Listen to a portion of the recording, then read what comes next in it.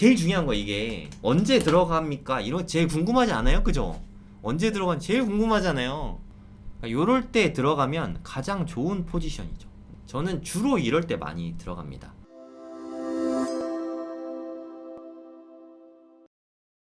그럼 이제부터 엘리어 파동을 좀 공부해 보도록 하겠습니다.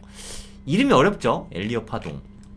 요게 엘리어 파동이에요. 뭐 별거 없지 않습니까? 뭐 1, 2, 3, 4, 5 ABC. 임펄스 아까 잠깐 말씀드렸잖아요. 그죠? 임펄스가 나올 때에는 이렇게 오파로 이루어져 있어요. 1, 2, 3, 4, 5 이렇게. 올라갈 때에는 이렇게 1, 2, 3, 4, 5로 올라가고 떨어질 때에는 ABC라고 하거든요. 세 단계로 ABC 이렇게 조정파로 떨어집니다. 여기까지 어려운 거 없죠? 그냥 이것만 좀 잘 기억하시면 돼요. 올라갈 때는 5개, 내려갈 땐 3개. 별로 안 어렵죠? 5개, 3개. 그런데 이게 약간 프랙탈 느낌이에요. 프랙탈. 여러분 프랙탈 뭔지 아세요? 프랙탈 들어보셨어요? 자연계에 프랙탈이 되게 많습니다. 사실 나무를 한번 생각해 볼게요. 나무를. 그럼 이렇게 나무가 이렇게 있다고 치고 뭐 요 모양들이 계속 반복되잖아요. 여기에도 또 뭐 요런 모양 반복되고 여기 있는 나뭇잎도 또 이렇게 반복되고 나뭇잎 안에 뭐 이렇게 인맥을 봐도 막 이렇게 반복되고 계속 똑같은 모양이 반복되죠. 그게 프랙탈이에요. 같은 모양이 계속 반복되면서 세부적으로 들어가도 계속 같은 모양이 반복되는 거. 그럼 여기 아까 임펄스라 그랬잖아요. 그쵸? 그러면 여기에 세부 파동들을 또 자세히 관찰을 해보면 여기도 5개. 그게 이거예요. 그러니까 여기도 1, 2, 3, 4, 5 이렇게 생겼고 여기 내려가는 조정파도 1, 2, 3 1, 2, 3, 4, 5 내려가는 조정파도 1, 2, 3 요건 좀 너무 뻥이니까 1, 2, 3 여기도 1, 2, 3, 4, 5 여기 ABC 여기도 1, 2, 3, 4, 5 여기도 뭐 이런 식으로 돼 있는 거예요. 요건 반대로 내려갈 때가 5개. 왜냐면 내려가는 게 메인 파동이고 올라가는 게 조정파잖아요. 그럼 1, 2, 3, 4, 5 ABC 1, 2, 3, 4, 5 뭐 이런 식으로 계속 반복된다는 뜻이죠. 여기까지 이해가세요? 이게 엘리어 파동의 가장 기본 이론이에요. 그럼 이거를 실제로 적용해서 과거 차트를 보면서 같이 한번 공부를 해보시죠. 자연의 뭐 신묘한 이치라고 하잖아요. 그리고 엘리어 파동의 절대 원칙이 있어요. 요게 1 여기다 쓸게요. 여기서부터 출발했다고 치고 1, 2, 3, 4, 5 이렇게 돼 있다고 쳐볼게요. 그러면 제일 긴 게 현재 몇 파입니까? 몇 파가 제일 커 보여요? 그쵸? 3파가 제일 크죠? 그게 중요한 거예요. 제일 큰 파동은 3파다. 근데 사실 1파가 제일 클 수도 있고 5파가 제일 클 수도 있어요. 근데 3파가 1, 3, 5 중에 상승파동, 메인 파동이죠. 1, 3, 5는 2, 4는 조정파동이고 1, 3, 5 중에 3파가 가장 작을 수 없어요. 보통은 3파가 가장 큽니다. 오케이? 3파가 가장 작을 수 없다. 그리고 여기 4파 있죠. 4파 4파는 3파의 조정파죠. 3파를 올라가고 나서 조정이 좀 이루어진 게 4파잖아요. 아까 제가 말씀드렸잖아요. 올라가기만 계속 올라갈 순 없잖아요. 그럼 끝도 없이 올라가게. 그런 건 없어요. 한번 올라갔으면 조정파가 있어야 되거든요. 그러면 4파가 1파보다 밑에 있을 순 없어요. 그러니까 이렇게 되면 안 된다고. 요거는 엘리어 파동이 아닙니다. 여기 1파잖아요. 그쵸? 4파가 1파보다 밑에 있으면 안 된다고요. 아시겠죠? 이래도 안 돼. 아무리 그럴듯해도 뭐 이런 거 엘리어 이건 임펄스가 아니에요. 그러니까 아시겠죠? 임펄스가 되게 중요해요. 이게 임펄스인지 아닌지. 다시 이게 임펄스냐 아니면 그냥 뭐 조정파 ABC냐 뭐 이렇게 보통 씁니다만 임펄스인지 ABC인지 이거를 구분하는 게 되게 어렵단 말이에요. 근데 가장 핵심은 2개. 제가 생각하기엔 2개. 3파가 가장 작을 수 없다. 두 번째는 4파가 1파보다 아래로 내려갈 수 없다. 1파 정점, 제일 높은 점, 낮을 수 없다. 이게 매우 중요한 원칙 2개입니다. 아시겠죠? 그리고 세 번째는 절대 원칙은 아니에요. 절대 원칙은 아닌데 조정파가 2개잖아요. 얘는 가짜입니다. 이런 거 없어요. 이건 임펄스가 아니에요. 이렇게 나올 수도 있지만 나왔다면 뭐 ABC나 불규칙이나 뭐 다른 겁니다. 조정파가 2파하고 4파인데 2가지예요. 조정은 뭐뭐인지 아세요? 하나는 가격 조정이 있고요. 하나는 시간 조정이 있습니다. 물론 둘 다 가격 조정이 심하게 올 수도 있고 둘 다 시간 조정이 심하게 올 수도 있거든요. 대체로입니다. 항상 그런 건 아닌데 한 80% 정도는 이게 대체로죠. 80% 정도는 여기서 가격 조정이 왔으면 여기선 시간 조정이 옵니다. 여기에서 시간 조정이 오면 여기에선 가격 조정이 옵니다. 그럼 시간 조정이 뭐냐? 아까 배웠던 거 있잖아요. 뭐 이렇게 ABC, ABC, ABC, ABC, ABC 하면 되게 오래 걸리겠죠. 요런 게 시간 조정입니다. 그러니까 뭐 웨지형이나 이렇게 삼각수렴형 꼴로 나오는 게 시간 조정이다 라고 생각을 하시면 돼요. 이거 두 가지 되게 중요한 거예요. 3파가 가장 작을 순 없어요. 그러니까 1, 2, 3, 4, 5 뭐 이런 거 없단 말이에요. 3파가 제일 작잖아요. 이건 임펄스가 아닌 거예요. 내가 잘못 카운트한 겁니다. 우리가 아무데나 막 끼워 맞추면 안 돼요. 그러니까 물론 되게 긴 시간봉이면 가능하긴 한데 1시간봉으로 봤다 치고 막 카운팅을 엉터리로 막 하는 사람들이 되게 많거든요. 막 요런 식으로 카운팅하면 안 됩니다. 예를 들어서 여기서부터 출발해가지고 여기 1파네, 여기 2파겠구나. 요건 3파네, 요건 4파네, 요건 5파네. 막 이런 식으로 자기 마음대로 막 카운팅하는 사람들이 있어요. 이건 엉터리예요. 이런 건 없어요. 아까 말씀드렸지만 임펄스는 매우 강력한 파동이에요. 강력한 느낌이 나야 됩니다. 강력해 보이세요? 허약해 보이지 않아요? 그쵸? 이런 건 임펄스가 아닙니다. 임펄스는 강력해야 돼요. 제가 봤을 땐 요게 되게 임펄스 같거든요. 이렇게 삐죽삐죽 쓰는 느낌 나죠? 아까 제일 강력한 게 몇 파라 그랬죠? 강력한 몇 파가 생각나세요? 그렇죠, 3파. 네, 아주 좋습니다. 공부 열심히 하시네요. 그러면 3파를 먼저 찾는 게 파동 카운팅이 가장 쉽습니다. 그러면 요게 누가 봐도 요게 좀 세 보이지 않나요? 그쵸? 요게 좀 세 보이잖아요. 그럼 이제부터 파동 카운팅을 한번 해보죠. 여기서부터 한번 해보겠습니다. 그러면 여기에서부터 여기까지가 3파 같단 말이에요. 그러면 1, 2, 3, 4, 5파가 좀 컸죠. 여기 같은 경우는 5파 연장이 좀 나왔어요. 1, 2, 3, 4, 5. 5파가 원래 이렇게까지 크게 나오지 않는데 5파가 연장될 때가 좀 있어요. 그리고 여기도 보면은 여기서부터 출발했다고 치면 여기 1파, 2파, 3파, 4파, 5파 여기 좀 깔끔하게 떨어지죠. 그래서 여기까지가 1파인 거예요. 임펄스 하나가. 그리고 여기서부터 여기까지 좀 시간 조정이 좀 이루어졌다고 보는 거예요. 2파인데 시간 조정으로 일어난 거죠. 뭐 여기까지 뭐 여기서부터 여기까지를 그냥 1파로 봐도 무방할 것 같아요. 근데 이렇게 했을 때 약간 문제점이 벌어지지 않아요? 여기에서부터 여기까지 이렇게 카운팅을 만약에 했어요. 가설을 세워보고 우리가 아까 생각한 원칙이랑 맞는지 틀린지를 따져보면 됩니다.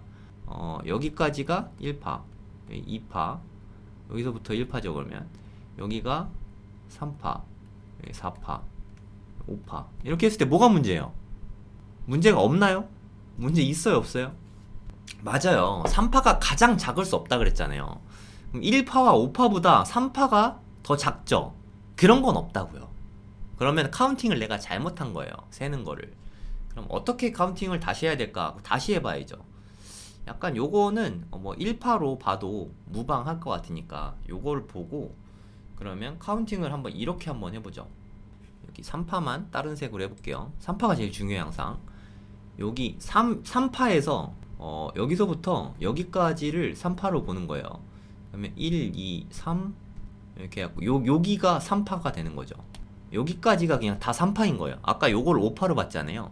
그러면 여기는 시간 조정 4파가 되는 거고 마지막으로 여기가 5파가 되는 거죠. 4, 5 이렇게. 그러면 한번 보세요. 여기에서 3파가 워낙 길잖아요. 그쵸?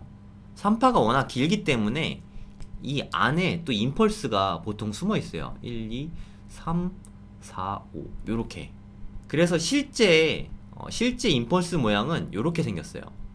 그러니까 여기서부터 1, 2, 3, 4, 5인데 3파 안에서 1, 2, 3, 4, 5 이렇게 나오는 게 일반적입니다. 이해 가세요? 다시. 그러니까 이거를 그래서 뭐 1, 2, 1, 2, 3, 4, 5, 4, 5, 뭐 요렇게 많이 읽어요. 그래서 여기가 3파가 되는 거죠. 제일 크니까 요게 특별히 잘 보이거든요. 다시 여기에 1, 2, 1, 2, 3, 4, 5, 4, 5, 여기가 4, 5죠. 여기가 여기서부터 여기까지가 3파인 것 같거든요.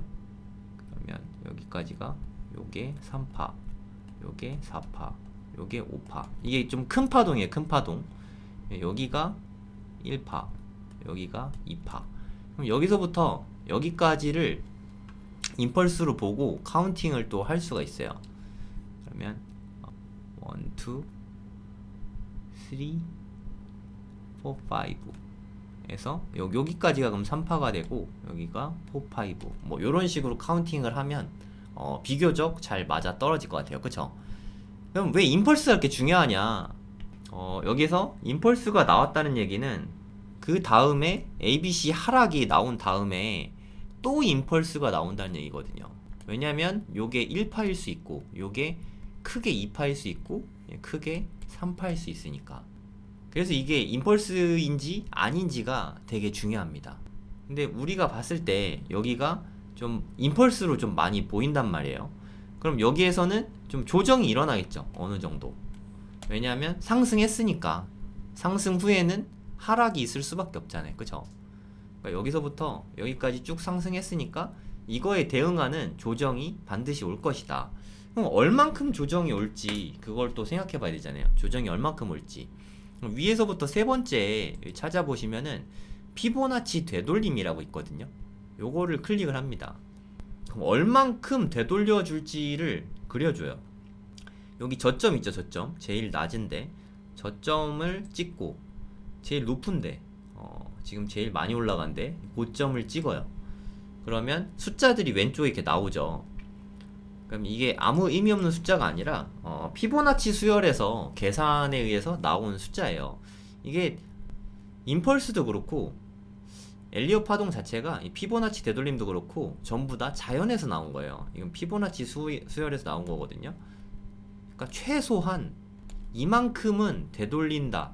상승 파동이 있으면 조정 파동은 임펄스가 크잖아요. 그쵸? 조정 파동은 ABC파를 얘기하는데 이거는 최소한 이만큼은 되돌린다. 피보나치 되돌림이었죠 아까. 그럼 여기서부터 출발해서 여기까지 이만큼 상승했단 말이에요. 쭉 상승만 하는 건 없잖아요. 이만큼 상승했으면 최소한 이만큼은 떨어져 주겠지 라고 기대할 수 있는 거죠. 물론 안 떨어질 수도 있긴 하지만 여기까지 떨어지는 게 한 95%라고 생각하시면 돼요. 최소한 여기까지. 그리고 웬만하면 반 정도 0.5까지 녹색 선까지는 웬만하면 떨어진다. 이렇게 생각하시면 될 것 같아요. 이것도 피보나치 되돌림을 생각해서 다시 한번 알려드릴게요. 그럼 이것도 좀 차이가 있거든요. 1파 다음에 2파는 사실 좀 많이 되돌려요. 그러니까 반 이상 되돌리는 게 많습니다. 한 60% 정도 되돌려요. 반 이상. 그래서 여기 아까 그 줄 그어진 거 중에 0.618 지점이 있을 거예요. 거기까지 보통 되돌려요. 근데 여기 근데 1파 우리가 보고 투자하진 않으니까 여기서부터 이만큼 만약에 올렸잖아요. 그럼 이만큼의 한 3분의 1 여기서부터 여기까지 올라간 거에 3분의 1 그럼 0.382 정도 되돌린다고 생각하시면 될 것 같아요. 네, 대충 아시겠나요? 무슨 뜻인지? 그러면 좀 여기다 그려놓고 제가 조금만 더 자세하게 알려드릴게요. 요거를 선택한 다음에 임펄스를 찾습니다. 요거다 요거. 여기에서 임펄스 엘리엇 임펄스 파동 써있죠. 5파짜리. 그러면 1 2 3 4 5 뭐 이런 식으로 생겼는데 색깔이 좀 안 예쁘니까 네, 잘 보이시죠? 그러니까 2파는 거의 한 0.618까지 떨어진다는 거예요. 여기서부터 여기까지 올라간 거에 618까지 여기 청록색 같이 생긴 거 여기 618이잖아요. 그쵸? 여기까지는 보통 떨어지는 게 보통이다. 그러면 또 올라간 게 3파가 올라간 게 찍어보는 거죠. 여기서부터 출발해가지고 여기까지 이만큼 올라갔다고 치면, 그러니까 상승분이 이만큼이란 뜻이에요. 그러니까 3파가 여기서부터 여기까지니까 이만큼 올라갔다는 거예요. 여기서 한번 클릭하고 여기서 한번 클릭하면 이렇게 나와요. 그냥 여러분들이 이렇게 해보시면 됩니다. 나중에 영상 보고 따라해보세요. 그럼 이렇게 올린 거에 0.382 이만큼을 되돌린다는 거예요. 그러니까 조금 더 정확하게 해보면 여기까지 요 정도 떨어진다는 얘기죠. 5파는 38보다 살짝 높입니다. 살짝 요 정도 이렇게 된다는 뜻이에요. 네, 아시겠죠? 대략 요 정도 된다. 근데 이거는 둘 다 가격 조정했을 경우인데 이런 경우는 되게 드물어요. 그러니까 아까 잠깐 말씀드렸는데 조정엔 두 가지가 있다 그랬죠. 하나는 시간 조정, 하나는 가격 조정. 그래서 여기에서 만약에 가격 조정이 나왔다, 이렇게 뚝 떨어졌다, 그럼 여기는 이렇게 횡보하면서 갈 가능성이 커요. 시간 조정을 준다. 반대로 여기서 좀 횡보하면서 시간 조정을 줬다, 그럼 여기가 가격 조정 뚝 떨어지고 그 다음에 확 올릴 수 있는 거죠. 그러니까 둘 중에 한 번 시간 조정, 둘 중에 한 번은 가격 조정, 뭐 이런 식으로 준다. 네, 여기까지 이해 가시죠? 그리고 아까 말씀드렸지만 여기에서 요 안에 있는 거, 요 안에 있는 요게 3파죠. 요 3파 안에서도 또 요렇게 비슷한 임펄스가 있는 거예요. 1, 2, 3, 4, 5. 뭐 그럼 요런 식으로 생겼겠죠. 네. 그래서 1, 2, 1, 2, 3, 4, 5, 4, 5 요런 꼴로 생기게 된다. 이게 우리가 실제로 접할 때의 임펄스입니다. 좀 어렵죠. 근데 이거는 좀 저처럼 직접 한번 그려보세요. 트레이딩 뷰가 좀 어색하다, 연습장에 그려보세요. 되게 쉽거든요. 그냥 이렇게 그리시면 돼요. 여기에서는 조금 많이 떨어집니다, 사실. 그러니까 여기서 올린 거에 대부분을 떨어뜨려요. 한 60%, 0.618이니까 여기서 올라간 거에 60%를 떨어뜨리고, 그 다음에 여기서부터 여기까지는 아주 많이 올라가요. 여기가 어디까지 올라가냐, 이런 건 좀 매물대를 봐야죠. 매물대 저항 맞을 때까지 올라갑니다. 그 다음 떨어지는 거는 여기서부터 여기까지 이만큼 오른 거에 0.38 이만큼, 뭐 계산기로 0.38이 곱하면 요만큼 떨어진다는 뜻이에요. 요만큼 3분의 1 정도죠, 대략. 요 정도 되돌리고 다시 이렇게 올린다. 네, 이게 엘리엇 파동입니다. 근데 그럼 전반적으로 보면은 또 이만큼 올라간 거잖아요, 그쵸? 그 다음에 나오는 하락파는 뭐 5파가 뭐 어디까지일지 몰라요. 이건 매물대에 걸려 있으니까. 그러면 여기서부터 하락을 하는데, 그럼 또 보십시오. 여기서부터 이만큼 임펄스가 상승을 했단 말이에요. 그럼 0.5 내지는 0.382까지 제가 떨어진다 그랬잖아요. 그러면 전체로 봐도 우연히 여기랑 맞게 돼 있어요. ABC 조정파가 온다 그랬잖아요, 그쵸? ABC 조정파가 오면 요 매물대에서 이게 또 우연히 걸리게 돼 있습니다. 그러니까 요 점은 2파에서 3파까지 이만큼에 대한 382 되돌림이고, 요만큼은 1파부터 5파까지 간 거에 대한 되돌림이죠. 그래서 결국에는 요게 교묘하게 맞아가지고 또 이 매물대에서 이렇게 반등을 하게 돼 있어요. 뭐 이런 식으로. 이게 좀 오묘합니다. 네, 실제로 차트를 보면 이렇게 되게 많이 맞아떨어져요, 우연히. 그런 게 되게 많습니다. 하여튼 뭐 이런 식으로 된다. 요걸 좀 기억하시면 좋을 것 같습니다. 좀 되게 어려울 수 있는데 요 부분만 좀 돌려보시길 바래요. 네, 어떤 식으로 되는지. 근데 뭐 마치 법칙처럼 여기에서 뭐 61%, 여기에서 뭐 38% 이게 정해진 건 아니에요. 그러니까 대체로 이렇고 0.5까지 되돌릴 수도 있거든요. 0.5하고 382하고 618 거의 이 세 개 중에 하나에서 만난다고 생각하시면 돼요. 요 세 개 중에 하나이면서 매물대가 어디에 있나 이거를 좀 잘 살펴보시면 돼요. 그럼 이거를 이제 실전에 한번 적용을 해보겠습니다. 그러면 한번 보세요. 여기서부터 여기까지 정말 쭉 올라갔단 말이에요. 누가 봐도 그냥 막 올라갔잖아요. 지우고 싶으면 컨트롤 누르고 선택을 한 다음에 다 지우면 돼요. 여기서부터 여기까지 올라간 게, 그러니까 전체로 봤을 때 제일 아래쪽에 여기서부터 출발이고 제일 높은 게 여기잖아요. 그러니까 못해도 여기까지는 일단 떨어져야 된단 말이에요. 그러니까 여기까지. 근데 또 살짝 보면은 여기 매물대가 쌓여 있는 거 보이시죠? 요런데 매물대 없잖아요. 그냥 으악 하고 뭐 없는데 여긴 조금 쌓여 있잖아요. 그쵸? 뭐 요런 데가 이렇게 매물대가 쌓여 있는 구간들이거든요. 그러니까 여기까지는 좀 떨어져 주지 않을까? 라고 기대할 수 있는 거죠. 그냥 제 생각에는 뭐 위에 상단 맞고 떨어지든지 어찌됐든 한 번쯤은 이렇게 떨어져야 돼요. 그러고 나서 이제 바통을 받아가지고 이렇게 해야 여기에 있는 31K의 강력한 저항선을 뚫을 수가 있습니다. 저는 이쯤 됐을 때 대략 한 28K 정도 생각하는데, 저는 그래서 코인나우에 29K 코인나우라는 어플이 있어요. 이 어플에다가 저는 알람을 걸어놨어요. 29K 이하로 떨어지면 알려달라. 네, 그렇게 저는 걸어놨습니다. 그것도 보여드릴게요. 잠시만요. 여기 보시면 코인나우라는 어플이 있죠. 여기 알림이 있어요. 네, 알림을 누릅니다. 알림을 누르고 저번에 알려드렸던 것 같긴 한데 저는 바이낸스 기준으로 이렇게 알림을 걸어놨거든요. 플러스에서 만들면 돼요. 네, 여기 빗썸 말고 바이낸스나 비트겟이 없더라고. 바이낸스를 해놓고 여기는 BTC 치면 나옵니다. BTC 비트코인이라는 뜻이죠. 뭐 이렇게 해도 되고, 아니면 퍼페추얼, 네, USDT 퍼페추얼이 무기한 선물이라 그랬죠. 네, 요거를 클릭하시면 되고, 29K 밑으로 떨어지면 저는 알람이 울리게 해놨어요.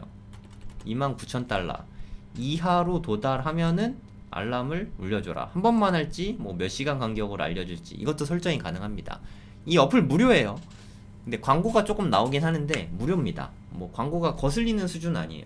근데 저는 몇 년 동안 쓰니까 몇 년 동안 쓴 값 차원에서 광고 제거 2만원 썼거든요. 저 어플에 거의 돈 안 쓰는데 거의 처음 쓴 것 같아요.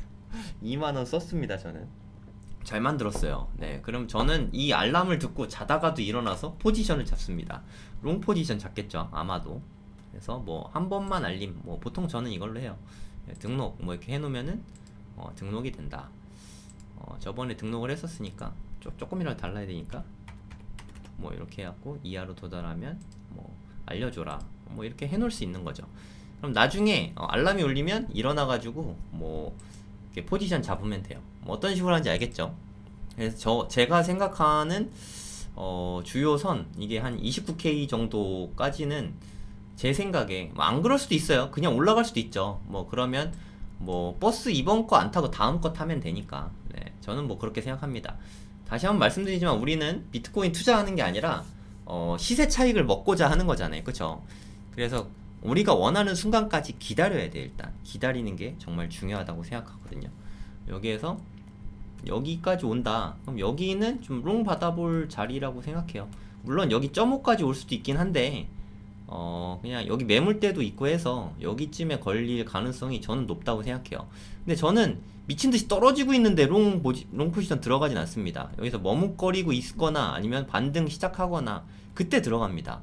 한번 생각해보세요, 여러분. 한 여기까지 온다고 쳐요. 그러면 여기 떨어지고 있을 때 여기 딱 잡는 게 뭐가 중요합니까? 여기까지 갔다 올 수도 있잖아요. 그죠? 그러니까 미친듯이 떨어지고 있을 때는 잡지 마세요. 그냥 한번 잡고 가는 게 안전합니다. 그러니까 사실 저는 진짜로 들어간다면 여기 찍고 여기 한번 더 이렇게 찍고, 네, 이게 상승 다이버전스거든요. 그리고 이렇게 올라가면 저는 차라리 한 여기쯤에서 들어갈 것 같습니다. 바닥 2번 찍은 다음에 더 낮게 찍은 다음에 요게 상승 다이버전스예요. 다음 시간에 더 자세히 알려드릴게요. 네, 요런데 위주로 들어가면 되지 않나 그렇게 생각합니다. 피보나치 되돌림 뭔지 대충은 아시겠죠? 네, 한 주요 지점 3개만 기억해두세요. 0.382, 0.5, 0.618 뭐 요렇게. 하락할 때도 마찬가지입니다. 하락할 때도 여기에서 미친듯한 하락이 있었죠. 그러면 생각을 해보는 거예요. 여기서부터 여기까지 하락을 했다. 피보나치 찍습니다. 마찬가지로 여기는 하락이니까 여기서 출발해서 여기까지 이렇게 떨어졌잖아요. 그쵸? 여기 지지 받는 거 보이시죠? 뭐 저는 여기서 상승을 들어갈 것 같아요. 저라면. 여기 하락이 있었는데 또 한 번 하락을 저점을 살짝 갱신했거든요. 아주 살짝. 그럼 여기가 찐 저점이지 않을까. 실제로 전 여기서 꽤 많이 들어갔어요. 뭐 근데 좀 일찍 팔아서 수익을 엄청 많이 본 건 아닌데 그래도 꽤 많이 봤습니다. 한 30% 정도 봤거든요. 여기에서 이만큼 떨어졌으니까 이제 저는 준비한 거죠. 근데 이렇게 막 떨어지고 있을 때 그때는 받을 수가 없어요. 왜냐하면 어디까지 떨어질지 어떻게 합니까? 그쵸? 15,000에서 멈출지 14,000에서 멈출지 10,000에서 멈출지 이건 우리가 알 수가 없단 말이에요. 그래서 한번 찍고 가면은 이제 요게 약간의 지지선이 됩니다. 그럼 여기서 지지 받는지 확인하고 지지 받았죠. 그러면 어디까지 반등할 것인가? 네, 여기 같은 경우는 0.5까지 0.5 지점까지 반등을 했죠. 저라면 이렇게 할 거예요. 여기서 포지션이 많이 들어갔다면 382쯤 되는 한 여기쯤 됐으면 최소한 반절은 할 거예요. 그러니까 만약에 내가 10,000달러 들어갔다. 그럼 5,000달러는 여기서 반익절을 하는 거죠. 나머지 반을 갖고 있던 거를 0.5 되면은 텁니다. 그리고 여기 또 매물대 상단을 살짝 벗어났으니까 아시겠죠? 근데 여기 못 올 수도 있어요. 여기 못 오고 그냥 다시 떨어질 수 있잖아요. 그쵸? 그럼 여기에서 다 익절을 합니다. 그럼 요만큼 되게 큰, 이렇게 보니까 되게 작은 것 같죠? 엄청 많은 거예요. 우리가 15,900에 들어갔는데 여기가 한 17,600이거든요. 이 현물 기준입니다. 현물 기준. 현물 기준으로 이렇게 되면 이게 몇 퍼센트냐면 계산기로 한번 계산을 해볼게요. 10%가 넘죠. 근데 우리가 보통 5배 정도 쓰잖아요. 그러니까 수익이 이 한 번 포지션 잡은 걸로 50%가 나는 거예요. 50%가 5배. 우리가 레버리지 쓰니까. 그래서 이렇게 좋은 자리 한 번에 들어가는 게 그래서 이렇게 중요한 거예요. 우리 레버리지를 쓰니까. 아무 데서나 들어가면 그래서 안 됩니다. 현물하고는 달라요. 만약에 이게 현물이잖아요. 이건 현물이면 사실 이렇게 하면 돼요. 솔직히 말해서 여러분 한번 제가 물어볼게요.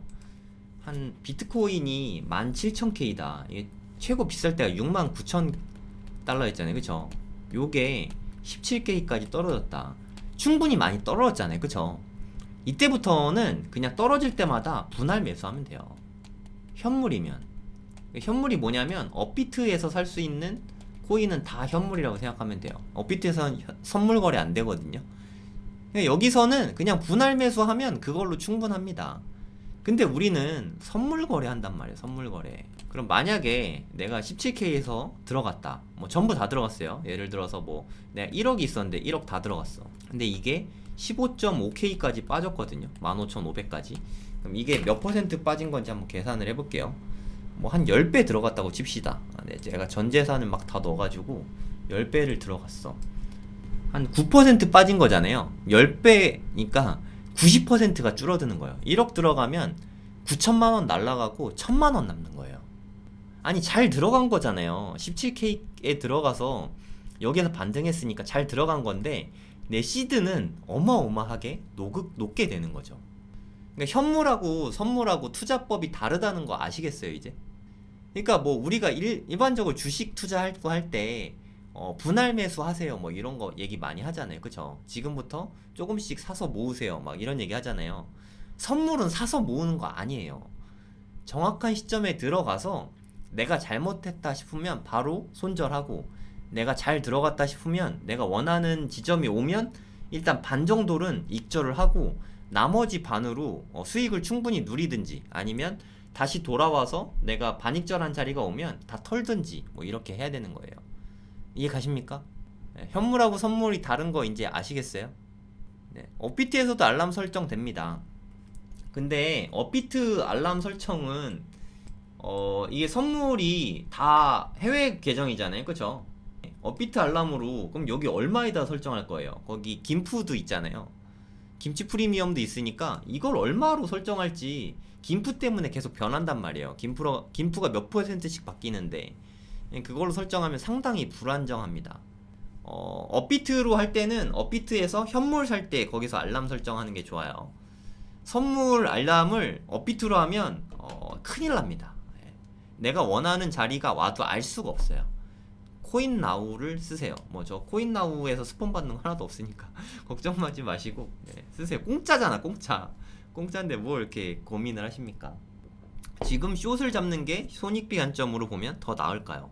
아까 말씀드렸지만 지금 애매한 자리란 말이에요. 애매한 자리. 손익비 강점. 네. 그러니까 여기서 지금 숏을 잡는다 그랬잖아요. 그쵸? 그러면 여기서 그러면 손절은 아마 이거 넘어가면 하겠죠. 그죠? 여기 고점이 넘어가면 뚫을 가능성이 있으니까 그러면 익절은 여기서 하겠죠. 손절은 짧고 익절은 길고 뭐 틀린 말은 아니죠. 이렇게 보면 뭐 50대 50이라고 쳤을 때 뭐 틀린 말은 아니죠. 근데 제가 계산을 한번 해볼게요. 지금 11,000달러죠. 정확하게 31,000달러. 지금 정확하게 31,000달러예요. 그리고 고점이 얼마인지 한번 보겠습니다. 여기 고점 요 자리 잘 보세요. 31,440인가요? 31,500? 네, 한 31,500 정도 되죠. 고점이. 네, 여기가 고점인 것 같아요. 31,500이 고점입니다. 그러면 고점, 그러니까 만약에 손절을 한다고 치면 한 여길 또 초과해야 되니까 31,600 정도에서 손절을 친다고 칠게요. 31,600. 여기는 31,000. 그러면 몇 퍼센트가 올랐는지 한번 보겠습니다. 오른 걸 한번 볼게요. 계산을 해보면은 약 한 2% 정도 올랐죠. 그럼 곱하기 5 하면은 한 몇 프로 될까요? 한 10% 정도? 네, 손절은 한 10% 정도 되죠. 그럼 이익을 본다.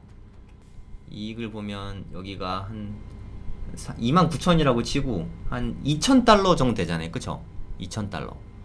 그럼 여기는 올라가는 건 600이고 밑으로 가는 건 2,000달러니까 익절이 훨씬 크죠. 반반이라고 쳤을 때. 네. 손익비 차원에서는 좋은 게 맞죠. 네, 숏을 거는 게. 뭐 이렇게 계산을 해보면 되겠죠. 손절은 짧고 익절은 기니까 이게 맞아요. 근데 이게 위로 갈지 이건 아래쪽으로 갈 것 같다라는 그 내 주장이 있는 건데, 근데 아래쪽으로 가긴 가는데 이만큼 올린 다음에 갈 수도 있잖아요. 이게 조금 무서워요. 이게 가장 무서운 점인 것 같아요. 그러니까 제가 만약에 이거를 들어간다면 저는 하락 다이버전스를 보고 들어가면 좋을 것 같아요. 그러니까 여기가 약간 좀 과매수 경향이 있거든요. 요 점이. 요 점을 살짝 추가하면서 RSI는 떨어지게. 다이버전스도 뭐 말 나온 김에 알려드릴게요. 네. 그러니까 여기가 RSI거든요. RSI 추가하는 부분 전번에 알려드렸죠. 지표 누르시고 여기다가 RSI 치면 나온다 그랬죠. 한 다음에 요거 그냥 추가하시면 돼요. 누르는 순간 바로 추가됩니다. 네, 추가되죠. 네, 저 두 개나 있을 필요는 없으니까 하나 지울게요. 그럼 여기가 색깔로 막 돼 있잖아요. 이게 괜히 돼 있는 게 아니거든요. 요 위에 거를 넘어가면은 과매수예요. 과매수. 요 아래쪽을 넘어가면은 과매도.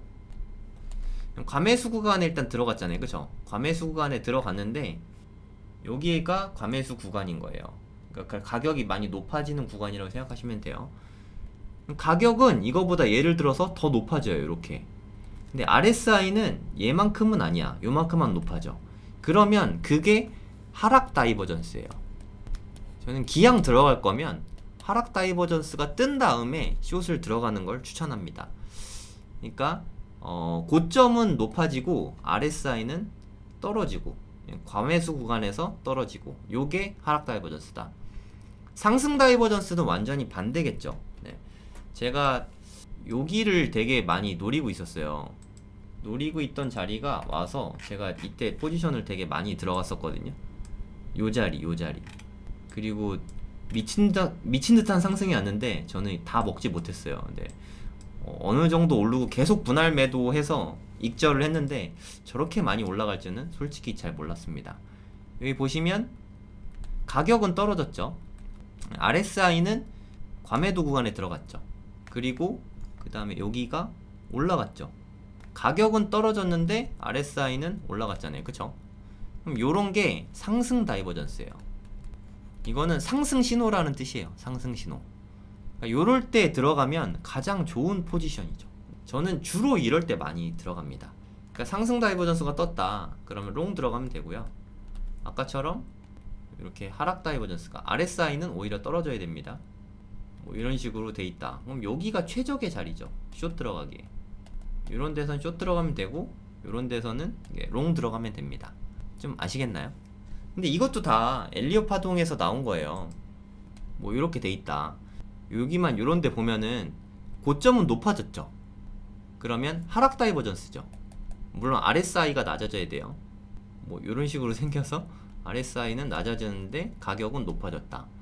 그럼 요러면 하락 다이버전스가 걸리게 됩니다.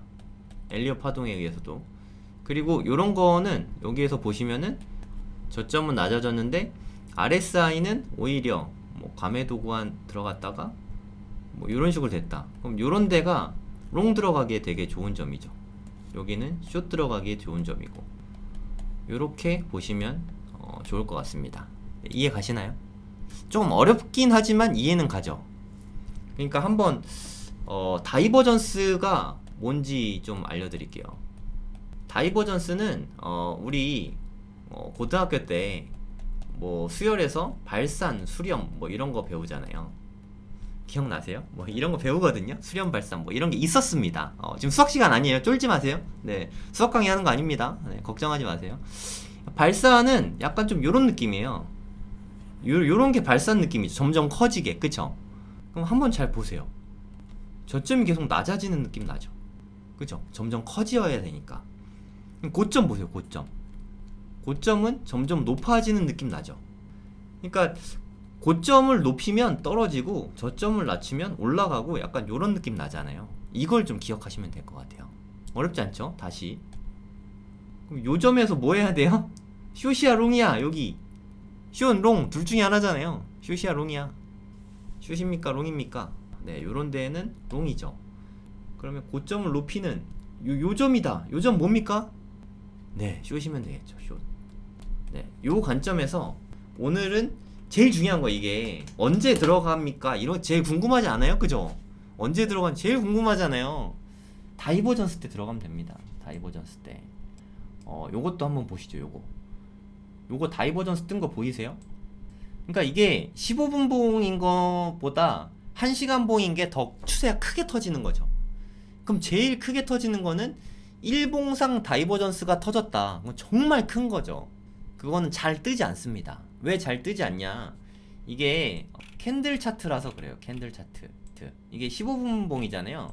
15분 사이에 말아 올린 거예요. 근데 만약에 1봉을 하면 아무리 크게 떨어져도 그 사이에 말아 올릴 수 있잖아요. 네, 그러면 다이버전스가 또 뜨지 않거든요. 적절한 예를 한번 찾아볼게요. 일단 다이버전스의 가장 기본 핵심은 과매도 구간이나 과매수 구간에 들어가야 된다 그랬잖아요. 그쵸? 근데 그게 종가 기준이거든요. 여러분들 캔들을 잘 모르시는 분이 있을 테니까 지금부터 캔들을 같이 보도록 하겠습니다. 딱 3분만 볼게요. 3분만. 지금 녹색봉이죠. 이게 양봉입니까 음봉입니까? 녹색봉. 양봉이에요 음봉이에요? 양봉이죠. 그쵸? 네, 우리나라 거랑 반대예요. 우리 거는 빨간 게 양봉이잖아요. 녹색이 양봉이에요. 지금 막 올라가죠. 1분만 더 볼게요. 올라가고 있잖아요. 근데 만약에 갑자기 내려가면 이렇게 꼬리 달고 내려가는 거예요. 그리고 처음에 여기서부터 출발한 거거든요. 여기보다 더 많이 내려가는 순간 색깔이 빨간색으로 변합니다. 네, 여기 보시면 지금 시간이 줄어들죠. 1봉이니까 1분마다 이 캔들 하나, 요게 봉 하나가 캔들 하나라고 하거든요.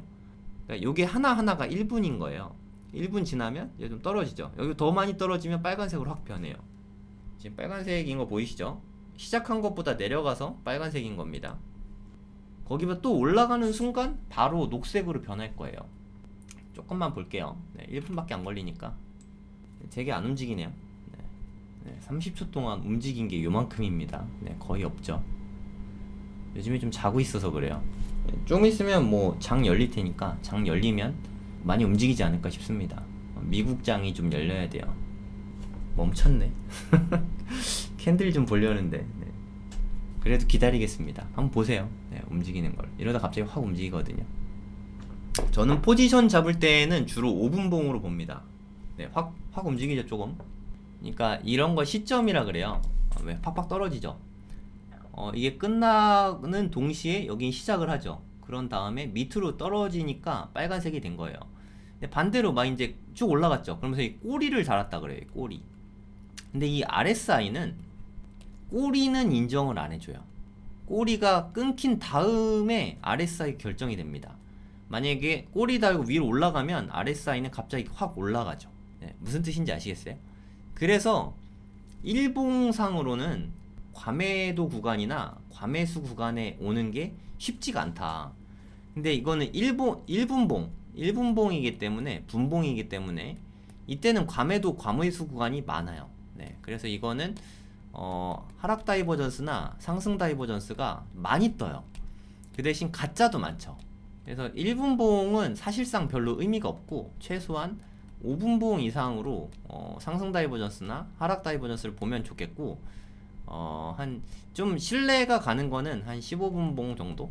15분봉, 30분봉, 1시간봉. 네, 요 정도는 돼야 그래도 좀 신뢰가 조금 있다고 생각합니다. 만약에 4시간봉이나 일봉상으로 상승 다이버전스나 하락 다이버전스가 떴다. 그러면 추세가 크게 터지는 거니까 조금 포지션을 조금 더 많이 들어가는 것도 방법이죠. 뭐 요럴 때. 다이버전스에 대해서는 조금은 아시겠죠? 일단 과매도 구간이나 과매수 구간에 있어야 된다. 그럼 5분봉이 좀 그나마 좀 많이 나오니까 5분봉의 다이버전스들을 좀 찾아봅시다. 여기 다이버전스 있는 것 같아요. 다이버전스는 꼬리 끝까지 보는 거예요. RSI는 꼬리 끝까지 들어가는 건 아니지만 우리는 뭐 알 바 아니죠. RSI는 알아서 표시해 주니까 우리가 요 수식을 알 필요는 없잖아요. 네, 요걸로 한번 보도록 하겠습니다. 여기 보시면 일단 저점이 낮아진 데를 먼저 찾아야 돼요. 저점이 낮아진 거 보이십니까? 네, 낮아졌죠? 눈으로 봐도. 그죠? 저점이 낮아졌는데 여기가 이렇게 되면서 과매도 구간 들어온 거 보이시죠? 여기 그러니까 보라색 구간을 벗어나면 과매도 구간, 여기 아래쪽은 과매도, 위에는 과매수라고 생각하면 돼요. 하여튼 여기 좀 거품이 좀 낀 거죠, 쉽게 말해서. 여기는 지금 요 자리잖아요, 그쵸? 가격은 떨어졌는데 RSI는 올라갔죠. 그러니까 요 점에서 만약에 롱을 잡았으면 잘 들어간 거죠. 다이버전스 보고 잘 들어간 거죠. 실제로도 이거 보시면 알겠지만 많이는 아니지만 한 200달러 정도 상승이 있었죠. 저는 뭐 근데 이거 보고 잘 들어가진 않습니다. 5분봉이니까 신뢰가 그렇게 높진 않다 그랬잖아요, 그쵸? 상승 하락 다이버전스가 많이 떠요, 5분봉은. 네. 그래도 꼭 들어가고 싶다 하면 5분봉 보고 찾아서 들어가는 것도 방법이에요. 그러니까 저는 기본적으로 한 15분봉은 돼야 그래도 다이버전스 다운 다이버전스가 나온다고 생각을 합니다. 여기는 명백하게 떴네요. 여기는 상승 다이버전스가 떴습니까? 하락 다이버전스가 떴습니까? 롱 쳐야 돼요? 쇼 쳐야 돼요? 그쵸, 쇼 쳐야겠죠. 하락. 네, 그러니까 숏을 쳐야 되죠. 왜 그러냐, 또 어려워하시는 분들을 위해서 15분봉 정도 되면은 그래도 신뢰를 조금 할 수 있습니다. 15분봉부터는 나쁘지 않아요. 고점이 분명히 올라갔죠. 이거 올라간 게 눈으로 보이시죠? 그리고 여기 보시면 과매수 구간에 들어왔죠.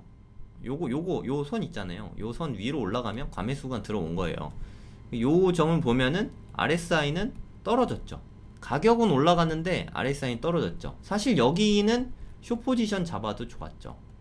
그럼 언제 파냐? 여기서 숏을 잡았다고 치고 언제 팔면 좋을지를 뭐 한 1시간봉으로 한번 볼까요? 여기서 한 것 같아요. 여기서 매물대가 언제 많이 나오는지 보면 됩니다. 여기에서 좀 많이 나오는 게 보이지 않으세요? 그쵸? 진짜 많이 나오죠. 여기 뭐 지지선과 저항선 같은 거예요. 좀 이렇게 보이시지 않습니까? 뭔가 좀 많이 잡아주는 듯한 느낌? 여기서 들어갔다면 여기에서 팔았으면 괜찮았을 것 같습니다. 요 정도. 많이 먹는 건 아니죠. 네. 하여튼 요런 데에서 좀 작게 먹으려면 15분봉 같은 걸로 들어가면 되고, 만약에 1시간봉이다. 1시간봉에 또 신뢰도가 더 높아졌죠. 5분봉보다 15분봉이 신뢰도도 더 높고 1시간봉이면은 신뢰도가 그보다 더 높잖아요, 그쵸? 그러니까 이거면 나쁘지 않다는 말이에요. 근데 여기는 과매도 과매수 구간 찾는 게 사실 쉽지가 않아요. 여기쯤에 있는 것 같습니다. 여기 되는 것 같아요. 네, 여기 보면은 과매수 구간에 들어왔다가 가격은 높아졌는데 RSI는 떨어졌죠. 네, 여기는 좀 들어가도 괜찮은 지점이었죠, 사실. 네, 사실 이거를 들어왔어야 되는데 제가 아침마다 유튜브 하느라 이때가 아마 아침 시간이었을 거예요. 못 들어가서 이거 너무 아쉬웠어요. 계속 기다리던 자리였는데 방송하느라 그렇다고 또 방송 안 할 수도 없고 사이트 좀 되게 고민됐던 막 그런 자리예요. 방송하면서 보고 아 들어가고 싶은데 하면서 방송 계속했었거든요. 예, 좀 가슴이 아팠던 자리입니다. 네, 여기 들어갔으면 여기 매물대 여기 있으니까 저는 뭐 쫄보라 많이는 못 먹고 한 첫 번째 매물대 한 요 정도? 요 정도 먹었을 것 같아요. 이게 31.5K였으니까 30.3K 정도? 네, 한 그래도 한 1000달러 정도면 3%니까 제가 주로 5배 하거든요. 한 15% 정도 수익은 났을 텐데 좀 아쉬워요. 네, 그러니까 요런 데에서 들어가면 좀 손해볼 가능성이 조금 적죠. 그러면 언제 손절하냐 또 이런 게 궁금하지 않습니까? 궁금해야 돼요. 네, 안 궁금하면 안 됩니다. 궁금해야 돼요. 만약에 요 자리에서 들어갔다, 요거 보고 들어갔다, 여기에서 매몰차게 뭐 야수의 심장으로 숏을 딱 들어갔어요. 근데 조금 빠지다가 갑자기 또 갱신을 해.